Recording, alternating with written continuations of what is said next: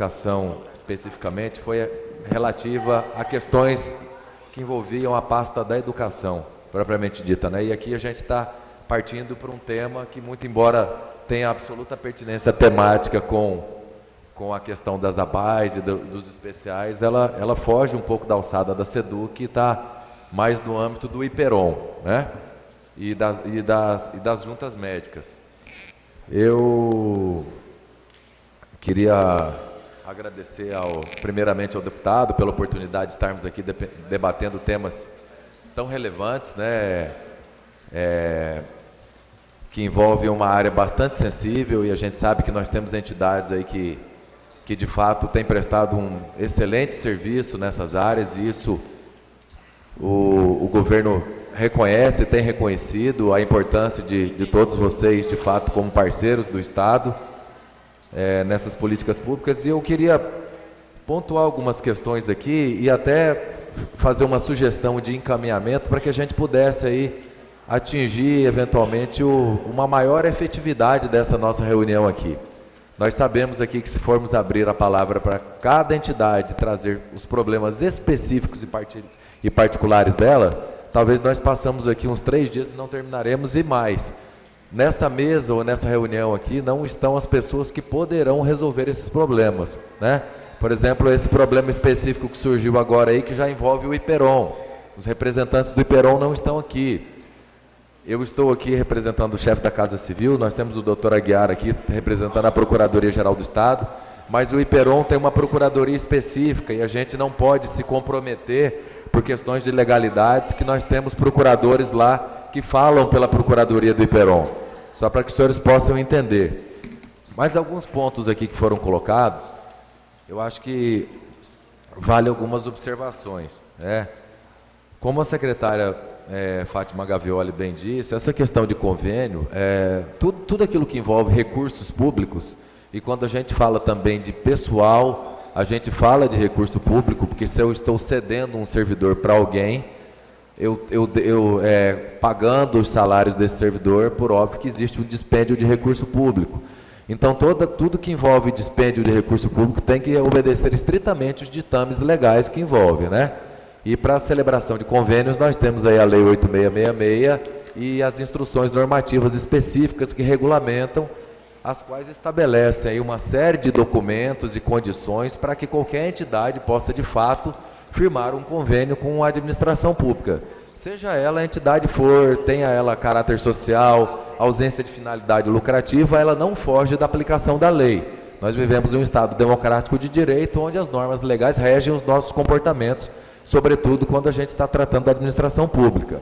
Então, por mais que haja boa vontade do governo, dos secretários do Estado, se as entidades não estiverem com sua documentação regulamentar na forma da lei, é impossível que se celebre esses convênios, sob pena de celebrarmos um convênio e depois sermos chamados no Ministério Público, no Tribunal de Contas, para prestar conta disso, e os representantes dessas entidades e os secretários de Estado como ordenador de despesa responderão, inclusive, com o seu patrimônio pessoal, né? Isso passa por exemplo, o deputado Jesuíno sabe muito bem disso, os convênios que tratam de emendas parlamentares, que são as emendas individuais dos deputados, também não fogem disso. As entidades, para serem atendidas, elas precisam, de fato, estar enquadradas, ter prestado conta dos convênios anteriores, enfim. E com relação à jornada de trabalho dos servidores lotados nas instituições que atendem a educação especial, a jornada do servidor, em regra, esse servidor que é cedido para essas entidades, ela obedece à jornada para qual concurso público que ele fez. Isso é um direito adquirido que o próprio servidor tem, de que seja atendido à regra daquele concurso ao qual ele se submeteu. Muito embora, se ele estiver sendo cedido para uma entidade dessa, por óbvio que uma vez ele na entidade, o ideal é que ele atenda às necessidades da entidade e que às vezes são um pouco diferentes daquele regime jurídico que ele tem no Estado, né?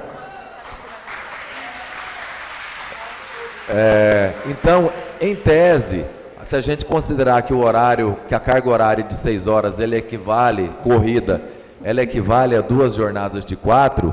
em tese, até seria em tese possível isso, mas uma observação que a secretária Fátima fez, que é muito importante,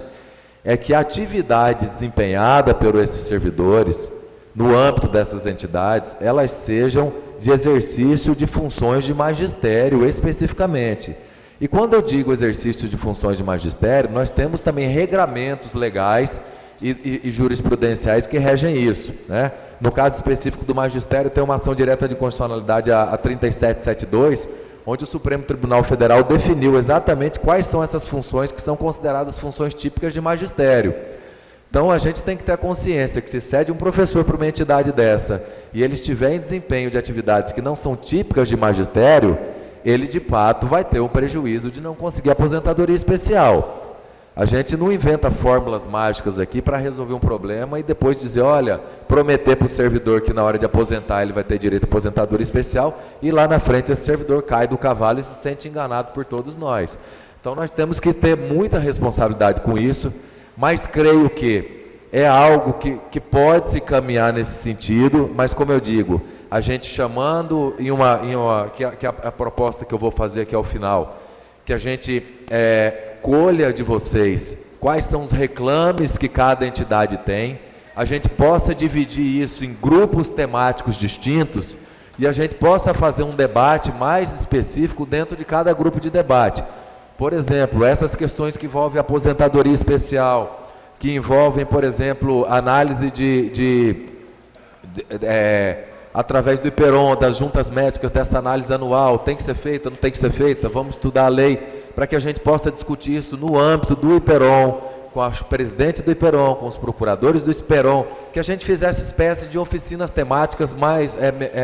menores, mais específicas, referentes a cada tema, para que a gente possa avançar e evoluir em cada tema desse, ouvindo, de fato, inclusive os procuradores que trabalham naquela área, que vão poder dizer, não, este caminho aqui é seguro, vocês podem trilhar, que eu me comprometo que dentro deste caminho aqui o servidor não terá nenhum prejuízo, ele podendo emitir um parecer nesse sentido, enfim, né? Para que todos possamos evoluir, mas evoluir com a segurança jurídica